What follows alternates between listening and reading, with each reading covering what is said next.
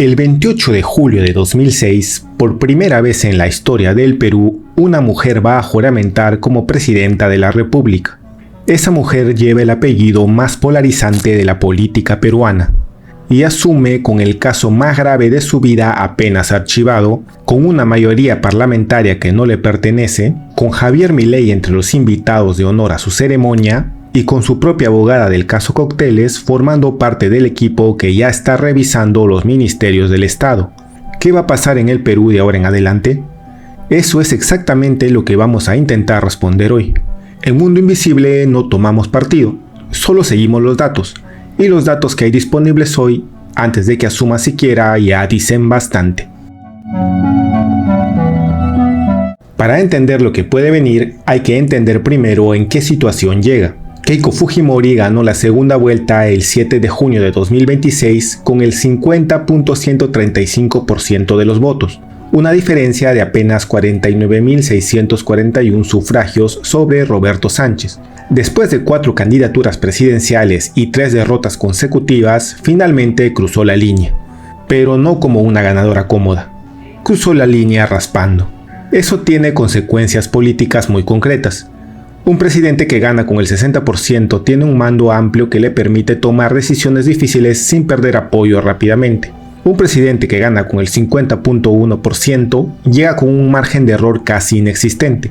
Cualquier error visible en los primeros meses, cualquier decisión que genere rechazo masivo puede erosionar rápidamente el apoyo que tiene.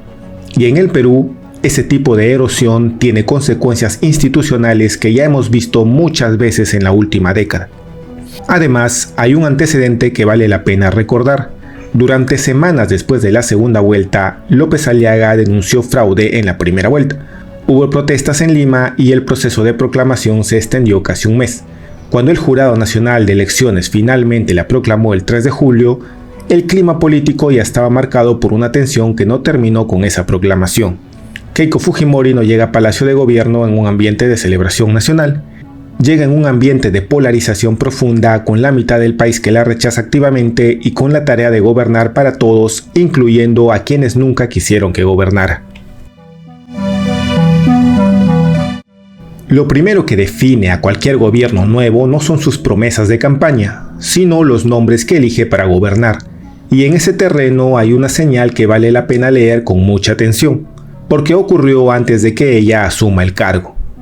El equipo que está revisando los ministerios del Estado en este momento incluye a una figura que muchos peruanos reconocen inmediatamente, Juliana Loza, la misma abogada que la defendió durante años en el caso Cócteles, el proceso judicial por lavado de activos que durante 6 años la tuvo entre detenciones, prisión preventiva y un juicio oral que pedía 30 años de cárcel, está hoy acreditada formalmente como parte del equipo de transferencia ante la presidencia del Consejo de Ministros. No es una designación menor. Juliana Loza no es una funcionaria pública con experiencia en gestión del Estado. Es una abogada defensora cuyo trabajo profesional en los últimos años estuvo enteramente dedicado a proteger a Keiko de un proceso judicial sobre el manejo de dinero del Estado.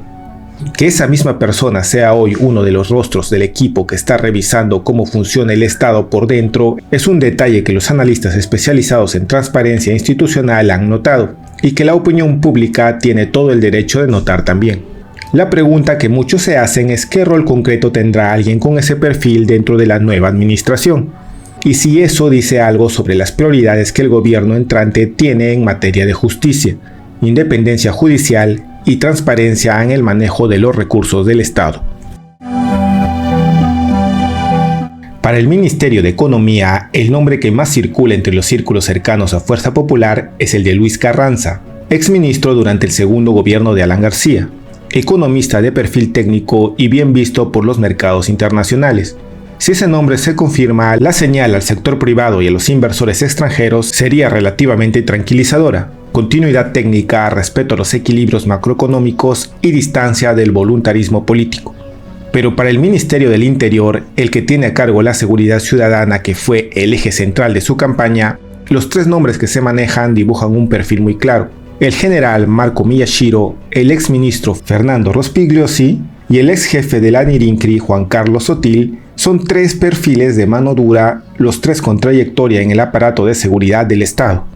Cualquiera de los tres que asuma, la señal es la misma. Este gobierno va a apostar por el orden con una dureza que el Perú no ha visto en varios años. Si eso es lo que el país necesita, bien. Pero la historia enseña que la mano dura sin controles institucionales puede generar excesos que después son muy difíciles de explicar. Para la presidencia del Consejo de Ministros, el cargo más importante después de la propia presidenta, los dos nombres más mencionados son Luis Galarreta, secretario general de Fuerza Popular y expresidente del Congreso, y Edgardo Mosqueira, exfuncionario con trayectoria en el Banco Interamericano de Desarrollo. Si el premier es Galarreta, el mensaje es directo: el partido manda. Si es Mosqueira u otro perfil técnico independiente, el mensaje es que quiere gobernar más allá de la militancia naranja. Esa decisión será la primera señal real de qué tipo de gobierno va a ser este. Sus tres ejes centrales de campaña fueron seguridad ciudadana, economía y reducción de la pobreza, y los tres van a ser muy difíciles de cumplir, cada uno por razones distintas. En seguridad ciudadana prometió mano dura contra el crimen organizado y endurecer las penas. El problema es que el crimen organizado en el Perú no es un problema policial sencillo. Organizaciones como el Tren de Aragua han penetrado barrios enteros de Lima y ciudades de la costa norte, y responden a estructuras transnacionales con ramificaciones que van mucho más allá de lo que cualquier decreto puede resolver. El propio Fernando Rospigliosi, uno de los candidatos al interior, han reconocido públicamente que el crimen organizado en el Perú tiene ya un nivel de penetración institucional que hace muy difícil combatirlo solo con más policías y más cárceles. En economía prometió continuidad macroeconómica estable y apertura a la inversión privada, con Julio Velarde confirmado en el Banco Central de Reserva. Los mercados reaccionaron bien a esa señal, pero la economía peruana enfrenta dos amenazas externas que no dependen de ninguna política del gobierno. La primera es el fenómeno del Niño, cuya intensidad proyectada para el verano austral de 2007 podría ser severa, con lluvias, inundaciones y destrucción de infraestructura en el norte que históricamente pone de rodillas a cualquier administración. La segunda es la incertidumbre global por las tensiones comerciales entre Estados Unidos y China, que afectan directamente al Perú porque China es su principal comprador de cobre, oro y zinc. Si ese escenario se agrava, los ingresos fiscales del país podrían caer justo cuando el nuevo gobierno va a necesitar cada sol disponible. Y en reducción de la pobreza, el historial del fujimorismo en gobierno no fue precisamente el de reducir la brecha entre ricos y pobres. Como ya documentamos en videos anteriores, la pobreza general en el Perú aumentó durante el gobierno de Alberto Fujimori a pesar del éxito macroeconómico. La pregunta que la historia obliga a hacerse es si esta vez será diferente y con qué programas concretos el crecimiento llegará también a los más alejados. Lo que un presidente hace en política exterior antes de asumir el cargo siempre dice algo sobre cómo quiere gobernar ahí dentro. Y en ese terreno, Keiko ya tomó decisiones que dibujan un mapa ideológico muy claro. Antes de asumir, sostuvo una videollamada con María Corina Machado, la líder opositora venezolana, quien le dijo textualmente: "Tu lucha y la lucha del Perú es nuestra lucha y nuestra causa. Son décadas que hemos estado recorriendo este camino juntos y al final el bien se impone sobre el mal". Keiko por su parte declaró en redes: "La historia nos da poderosas lecciones de los caminos que hay que seguir y aquellos que hay que evitar, como lo que sucedió con la Venezuela de Chávez y Maduro". Y Javier Milei, el presidente argentino más cercano ideológicamente al liberalismo de derecha radical, confirmó personalmente que estará en Lima el 28 de julio para la ceremonia de toma de mando. Esas dos presencias, antes de que asuma siquiera, dibujan el eje ideológico del próximo gobierno con mucha claridad. El Perú de Keiko Fujimori va a mirar hacia la derecha latinoamericana y hacia Washington, definiéndose políticamente en oposición abierta al socialismo del siglo XXI. Eso tiene consecuencias concretas. La relación diplomática con Venezuela se va a enfriar o romper, en un momento en que el Perú aloja a más de 1 millón de venezolanos. Si se endurecen las políticas migratorias o se dificulta la regularización, las tensiones internas que eso puede generar no las resuelve ningún discurso anticomunista. Y la alineación con Milei y el eje conservador latinoamericano podría complicar las relaciones con Colombia y Brasil, con quienes el Perú tiene intereses comerciales y fronterizos que no pueden ignorarse por razones ideológicas. Hay un tema estructural que puede ser el factor más determinante de todo el gobierno, y que muy pocos están analizando con la profundidad que merece. Fuerza Popular no tiene mayoría en el nuevo Congreso bicameral. Eso significa que Keiko Fujimori va a necesitar construir alianzas parlamentarias para prácticamente todo, para aprobar leyes, para evitar censuras ministeriales, para garantizar que sus ministros no sean interpolados cada 3 meses y para evitar que su gobierno enfrente lo mismo que ella misma aplicó a Kuczynski hace casi una década. La ironía histórica sería enorme, y las condiciones estructurales para que ocurra están dadas. El precio de esas alianzas es siempre el mismo en el Perú: cuotas de poder, puestos en el gobierno para los partidos aliados, contratos del Estado que benefician a los sectores cercanos a las bancadas que la apoyan, o mirar hacia otro lado cuando algún aliado tiene sus propios problemas legales. El gobierno de Boluarte fue el ejemplo más reciente y más claro de ese mecanismo. Mantuvo gobernabilidad comprando lealtades parlamentarias y el resultado fue un Congreso que aprobó leyes convenientes para sus propios integrantes mientras el país protestaba en las calles. El desafío de Keiko Fujimori es encontrar una forma de construir esas alianzas sin pagar ese precio, y hasta ahora ningún gobierno peruano reciente ha encontrado esa fórmula. Este capítulo es el que más incomoda a los defensores del Fujimorismo, y también el más importante para entender el riesgo de fondo de este gobierno. No porque Keiko vaya a hacer exactamente lo mismo que hizo su padre, sería injusto e irresponsable afirmarlo, sino porque el patrón institucional del Fujimorismo tiene una historia documentada de buscar el control de los organismos del Estado que va más allá de lo que cualquier democracia saludable permite. Durante el gobierno de Alberto Fujimori, el Servicio de Inteligencia Nacional bajo el mando de Vladimiro Montesinos no era solo una agencia de espionaje, era una máquina de control político.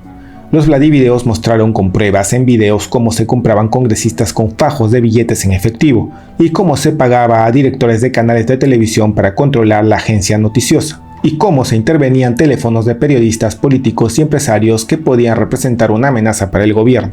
No fue un exceso aislado de Montesinos, fue un sistema que funcionó durante años con el conocimiento y la participación directa del entonces presidente, según determinó la sentencia judicial de 2009. Ahora bien, Keiko no gobernó directamente durante ese periodo. Tenía 19 años cuando fue primera dama y su responsabilidad en lo que ocurrió durante el gobierno de su padre fue el centro de un largo debate político que nunca llegó a una condena judicial en su contra.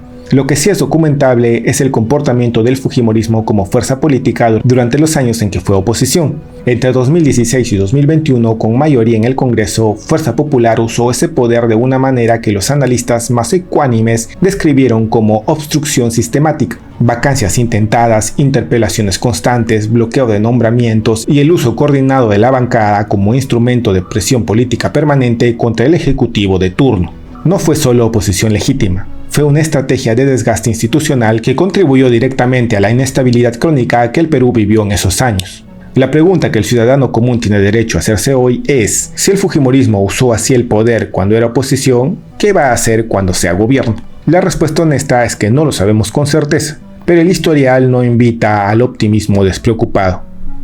Hay una señal adicional que vale la pena mencionar. Antes de asumir, Keiko ya tuvo reuniones con ex candidatos presidenciales y con alcaldes del sur del país, buscando construir un frente amplio de gobernabilidad. Eso en sí mismo no es malo, pero si esas reuniones sirven para cooperar a actores que podrían ser fiscalizadores independientes, el resultado puede ser una concentración de poder político que deje al ciudadano sin contrapesos reales frente al Ejecutivo. Este es el tema que más tensión genera en cualquier análisis del Fujimorismo, porque toca directamente la historia personal de la presidenta electa y también la historia institucional de su partido. Empecemos por los hechos documentados. El caso Copteles no fue una persecución política inventada por la izquierda, como el Fujimorismo ha repetido durante años. Fue una investigación del Ministerio Público basada en documentos, declaraciones de testigos directos y confesiones de ex ejecutivos de Odebrecht que confirman haber entregado aportes irregulares a la campaña de Keiko, tanto en 2011 como en 2016. La tesis del fiscal José Domingo Pérez no era que Keiko había recibido dinero ilegal de forma pasiva, sino que ella lideraba activamente una organización dentro de su propio partido diseñada para lavar ese dinero usando aportes falsos. Esa tesis no fue desmentida con pruebas, fue archivada por el Tribunal Constitucional por razones técnicas, entre ellas que el tipo penal de lavado de activos que se aplicaba no existía formalmente cuando ocurrieron los hechos. La diferencia entre fue absuelta y el caso se cayó por un tecnicismo es enorme. Y es una diferencia que cualquier ciudadano informado tiene derecho a conocer. Lo que eso significa en términos prácticos para el gobierno que viene es una pregunta legítima. Si la presidenta electa llegó al cargo con un proceso de esa naturaleza en su historia, ¿Qué señales da sobre cómo va a manejar los recursos del Estado durante los próximos 5 años? ¿Va a reformar el sistema de financiamiento de los partidos políticos, que fue el origen de todo el problema? ¿Va a fortalecer los órganos de control o va a buscar debilitarlos para protegerse de nuevas investigaciones? Hay un precedente que resulta revelador. Durante los años en que Fuerza Popular tuvo mayoría en el Congreso, entre 2016 y 2020, la bancada utilizó ese poder para intentar, en varias ocasiones, limitar las facultades del Ministerio Público y debilitar la independencia del sistema judicial. Varios de esos intentos fueron frenados por la presión pública y por la acción de organismos internacionales, pero el patrón quedó documentado. Además, hay un riesgo adicional relacionado con los aliados. Para gobernar sin mayoría propia, Keiko va a necesitar el apoyo de bancadas cuyos integrantes tienen sus propios problemas con la justicia. En el Perú reciente, esa necesidad de alianzas ha sido el principal vector de corrupción institucional. Los partidos aliados cobran su apoyo en forma de impunidad, bloqueos a investigaciones o nombramientos convenientes en el Ministerio Público o el Poder Judicial. Si ese patrón se repite, el daño a las instituciones democráticas peruanas podría ser significativo y duradero. Lo que el ciudadano puede y debe hacer independientemente de su postura política es estar atento a las señales concretas desde el primer día. ¿Qué pasa con los órganos de control? ¿Qué pasa con la Contraloría? ¿Qué pasa con los nombramientos en el Ministerio Público? Y si las alianzas parlamentarias tienen un costo institucional visible. En Mundo Invisible vamos a estar atentos a todo. Keiko Fujimori tiene por delante 5 años para demostrar que el fujimorismo del siglo XXI es algo distinto al del siglo XX. Tiene la primera oportunidad real de gobernar después de 4 intentos y más de 15 años de carrera política. Y tiene en contra el peso de un historial que millones de peruanos no han olvidado, una polarización profunda que ninguna ceremonia de toma de mando va a borrar de un día para otro, un Congreso fragmentado que puede ser un aliado o su pesadilla, y 2 preguntas que el Perú entero va a estar observando con lupa: ¿cómo maneja el poder y cómo maneja el dinero?